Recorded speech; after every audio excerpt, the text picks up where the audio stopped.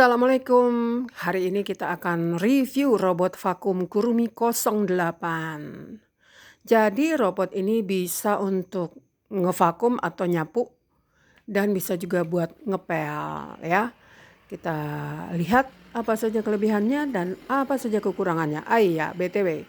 By the way, ini robot vakumnya sudah saya pakai kurang lebih 3 bulan. Jadi robot ini, saya pasang 3 kali seminggu. Jadi Senin, Rabu, Jumat jam 8. Jadi pada hari itu otomatis jam 8 dia akan hidup sendiri dan beroperasi dengan sendirinya. Oke, kita lanjut. Let's check this video. Semoga bermanfaat. Lanjut. Oke, nih pagi-pagi dia otomatis keluar sendiri, nyapu sendiri.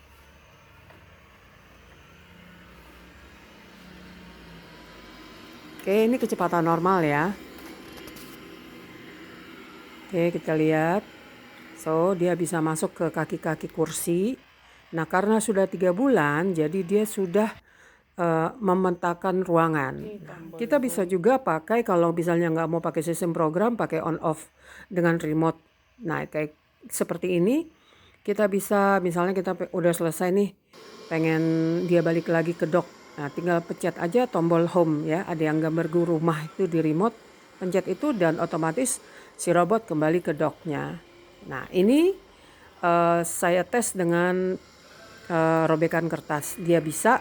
Saya tes juga dengan kacang hijau, bisa juga. Nanti Anda bisa lihat di hasil vakumnya itu di tangkinya ya, tangki vakum.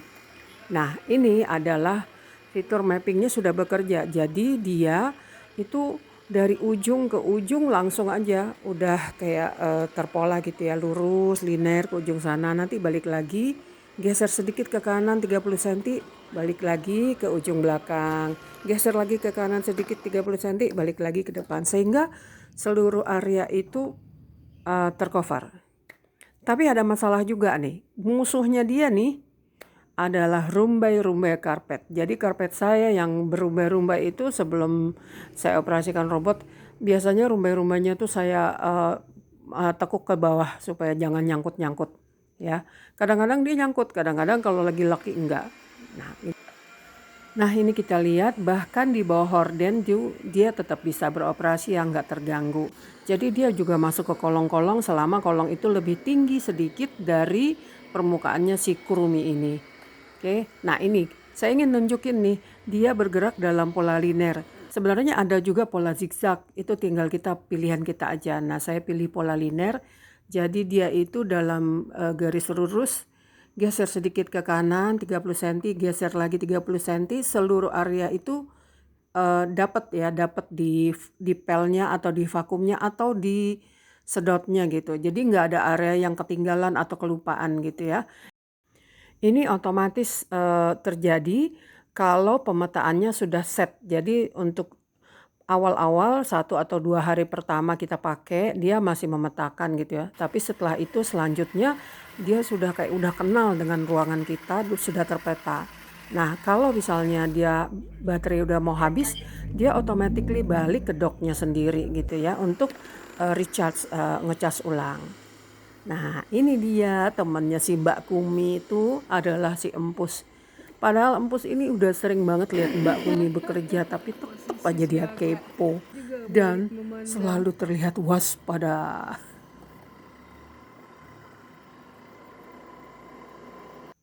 Dan inilah hasil panen kita. Jadi di situ ada karet, kacang hijau, robekan kertas, dan yang paling banyak debu. Kalau kacang hijau emang sengaja saya tebar buat ngetes kemampuan sedotnya. Debu itu selalu banyak, walaupun seminggu 3 kali saya vakum. Jadi kekuatan vakumnya oke. Next kita lanjut ke sesi ngepel. Ngepel ala Mbak Kumi alias Mbak Kurumi. Ini dia tabung pelnya. Jadi dia tuh ada kayak tabung air, water tank, dan ada mini vakum juga buat debu. Jadi kalau kita ngepel dia juga nyedot debu, cuman tangkinya lebih kecil ya. Terus itu ada perekat buat kita naruh handuk pelnya. Jadi automatically dia merekat. tinggal dikaitkan nama karetnya di ujung-ujung gitu ya. Sebenarnya dia udah rekat sih, tapi karet itu untuk memastikan handuk pelnya jangan lepas-lepas. Oke, setelah dipasang handuk pelnya, baru kita isi air ke dalam tangki atau water tanknya. Jadi jangan kebalik ya, diisi air dulu baru anduknya gitu. Anduknya dulu baru pas isi air. Talinya, terus ini tuh ada perekat. Selesai kita pasang. Oke, ini tempat mengisi air. Ini kotak debunya, jadi dia double function. Bisa ngepel juga dan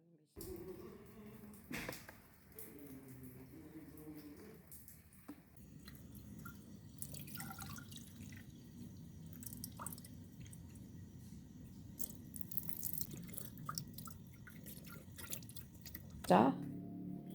Nyedot juga, hanya saja kapasitas tabungnya tidak sebesar yang full untuk sedot debu. Oke, ini kita tarik. Ini yang kotak sedot debu. Kita masukin ini. Yang buat ngepel, sisi pelnya ada di bawah. Ya, sisi pelnya ada di bawah. Dorong, pencet. Ini ada. Terus masukin. Sampai bunyi klek. Tuh.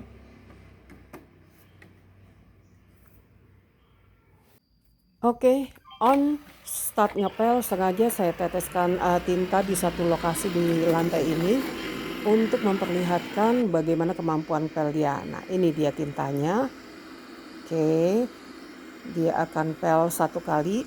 Kita bisa lihat tuh masih ada sedikit tinta, tapi nanti dia akan kembali ke lokasi yang itu. Dia pel lagi sekali lagi dan udah bersih ya di lokasi yang tadi kena tinta itu. Tapi sebenarnya sih kalau buat ngepel itu lebih kepada maintenance ya. Jadi kalau ada lantainya itu kotor banget atau lengket banget, ya nggak efektif pakai robot itu. Jadi ini sekedar untuk menjaga lantai itu licin, bebas debu dan mengkilap. Ya kalau ada kotoran yang lengket-lengket banget, mending ambil pel digosrek deh tuh. Nah ini dia si empus dengan kepoannya. Kita lihat.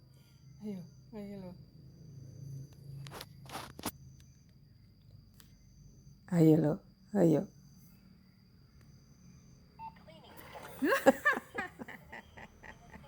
Kaget dia.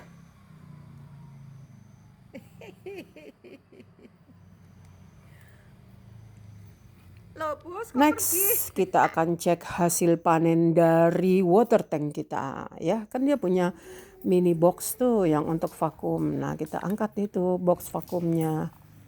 Nah, tuh kelihatan ada kotorannya. Terus bersihkan deh tuh pakai sikat. Sikat itu nanti ada ya dalam paket pembelian dikasih. Lumayan ada debu, potongan kertas, tusuk gigi, jadi ya sambil ngepel dia juga sambil ngevakum debu. Kesimpulannya, robot ini oke lah untuk maintenance atau menjaga kebersihan yang sifatnya light atau ringan ya. Tapi kalau misalnya dia kotor banget, debu-debu di pojok-pojok gitu ya, yang dia nggak bisa capai, ya tetap aja kita harus pakai manual, pakai sapu manual. Ngepelnya juga begitu, dia hanya bersifat untuk menjaga dari debu dan melicinkan permukaan supaya mengkilap. Tapi kalau misalnya ada kotoran-kotoran di lantai yang lengket banget atau yang agak keras gitu nempel di lantai, tetap aja lebih efektif kita pakai alat pel manual ya. Oh ya, satu lagi, robot ini sekitar daya tahannya itu 1,5 jam. Kalau 1,5 jam itu saya perhatikan itu sekitar 120 sampai 130 meter persegi permukaan lantai. Jadi kalau rumah kita lebih besar dari itu, kita bagi 2 sesi gitu ya. Misalnya hari Senin untuk area 1 atau berapa jam kemudian area 2, bisa juga begitu.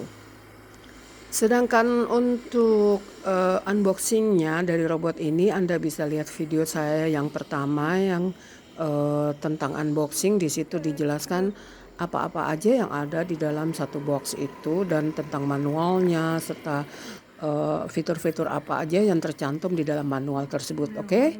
Semoga informasi ini bermanfaat. Sampai jumpa dalam video berikutnya. Assalamualaikum. Thank you for watching. Bye bye.